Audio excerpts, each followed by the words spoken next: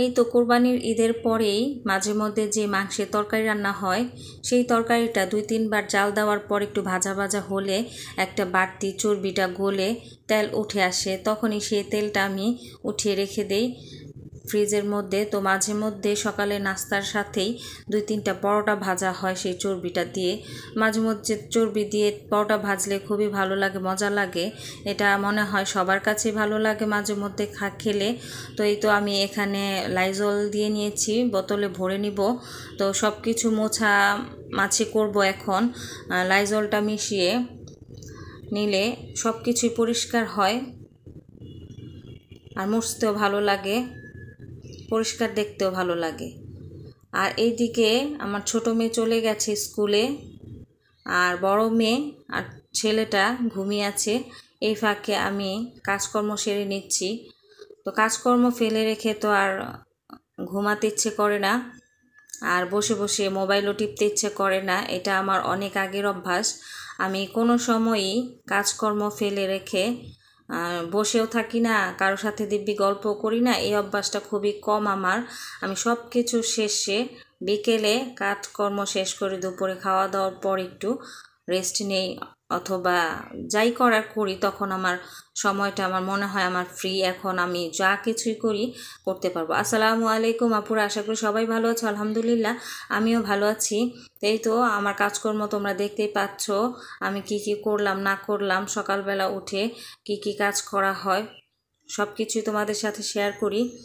আর এই যে এখানে আমার মেয়ের কয়েকটা খেলনা, এই খেলনাগুলো আমি যখনই এই যে ঝাড়া মোছা করি তখনই মাঝে মধ্যে চিন্তা করি যে ছোটোবেলায় যখন আমরা হাঁড়ি পাতিল দিয়ে খেলা করতাম, তখন কিন্তু আমাদের সময় এই যে মাটির হাঁড়ি পাতিলা ছিল, সিলভারের হাঁড়ি পাতিলা খুব কম ছিল। আর হচ্ছে এই খেলনাগুলি দিয়ে যখন খেলতাম তখন ভাবতাম যে কখন বড় হব, কখন মিছামিছি খেলনা নয় সত্যি সত্যি খেলা করব, হাঁড়ি পাতিল দিয়ে রান্না করব, ভাত তরকারি ডাল এগুলা রান্না করব, কবে রান্না করব, সেই চিন্তাগুলি করতাম। আর এখন যখন মেয়ের এই যে খেলনাগুলোর দিকে তাকাই, এখন মনে হয় যে সেই আগের দিনগুলি ভালো ছিল। ওল্ড ইজ এ গোল্ড কথায় আছে যে সব কিছুই নতুন যতই হোক পুরনো জিনিসই ভালো লাগে, আর পুরনো দিনগুলি ভালো লাগে, এই হচ্ছে আমার কথা। আর এইদিকে যে শোকেসের অনেক কিছুই রাখার বাকি ছিল, কিছুদিন পর পরই আমার মিক্সেপটা একেবারে শোকেসের জিনিস দিয়ে ভরে যায়। আর কাজকর্ম করতে খুবই আমার এলোমেলো লাগে, খুবই ঝামেলা মনে হয়। একেবারে চামচ থেকে শুরু করে প্লেট গ্লাস কাপ ইত্যাদি দিয়ে আমার মিক্সেপটা ভরে ফেলে। আর আমি সব কিছু রাফিউজের জন্য যখন নিতে যাই তখন একটার সাথে 10টা পড়ে যায় আর বিকট বিকট শব্দ হয়। তো এই তো কিছুদিন পর পরই একটুখানি রেখে দিতে হয় গুছগাছ করে শোকেসটা। আর এইদিকে যে আমার মেয়ের কতগুলো পুরস্কার দেখলে তোমরা, এই পুরস্কারগুলো আমার বড় মেয়ের যখন প্লেতে পড়তো তখন তৃতীয় হয়েছিল, আর যখন ফাইভে পরীক্ষা দিয়েছিল সমাপনী তখন ফার্স্ট হয়েছিল। তো এই তো আর হচ্ছে এসএসসি পরীক্ষার সংবর্ধনায় পেয়েছিল। এই হচ্ছে আমার মেয়ের পুরস্কার। তো এইগুলা দেখলেও খুব ভালো লাগে। তো এগুলাকেও আমি কিছুদিন পর পরই মুছি রাখি। আর হচ্ছে এই দিকে হচ্ছে আমি একটুখানি তরকারি বসিয়ে দিলাম। তো আজকের তরকারিটা রান্না করার এবং দেখানোর কোনো উদ্দেশ্য ছিল না, তারপরেও তোমাদের সাথে কিছুটা শেয়ার করছি।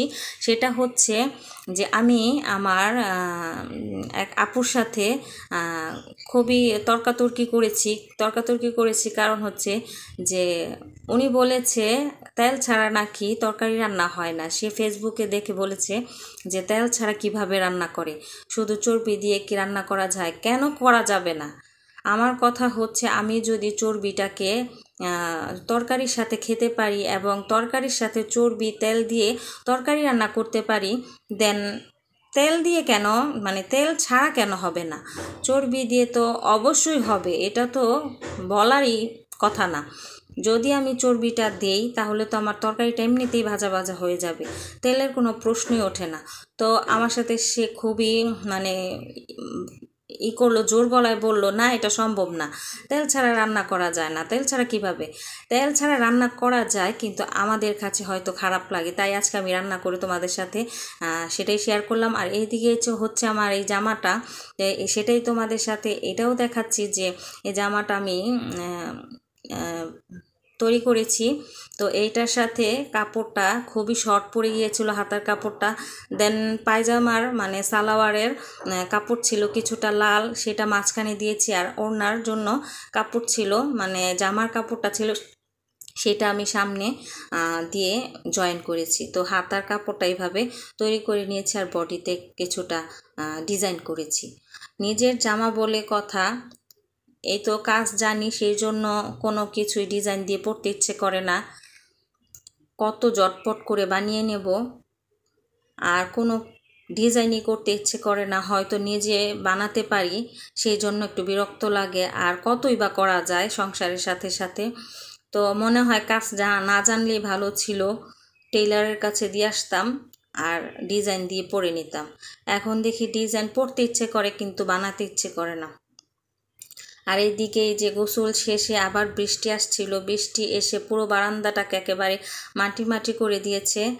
আর লামহার পাপা দুপুরবেলা এসে গোসল করার আগে বারান্দায় বসে বসে মুরগিকে খাবার দেয়, আর মুরগি কিভাবে খায় সেটা বসে বসে 8 ঘন্টা বসে দেখে সেটা।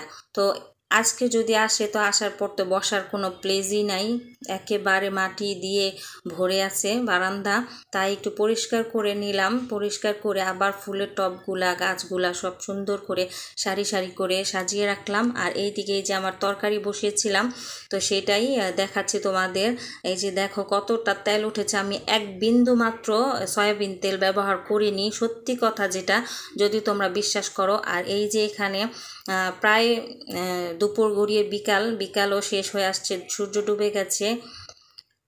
আমি বিকেলের বিশ্রাম সেরে এখন একটা কোলবালিশ ছিল, সেটার কাভারটা ছিঁড়ে গিয়েছিল, তো নতুন কাভার তৈরি করে নিয়েছি মেশিনে বসে। আর এই তো একটু হাতের সেলাইটা বাকি ছিল, কারণ এখানে তুলা ভরে নিয়েছি, তো সেটা শেয়ার করতে পারিনি। সেটার কারণ হচ্ছে এই যে এই তুলা আর হচ্ছে পুরনো কাপড় টাপড় ধরলে আমার খুবই অ্যালার্জি সমস্যা হয়ে যায়, তাই তোমাদের সাথে শেয়ার করিনি, কারণ মাস্ক পরে অনেক ঝামেলা হয়, আর হচ্ছে আমার একেবারে সর্দি লেগে যায়, আর হাঁচি তো আসে 10-12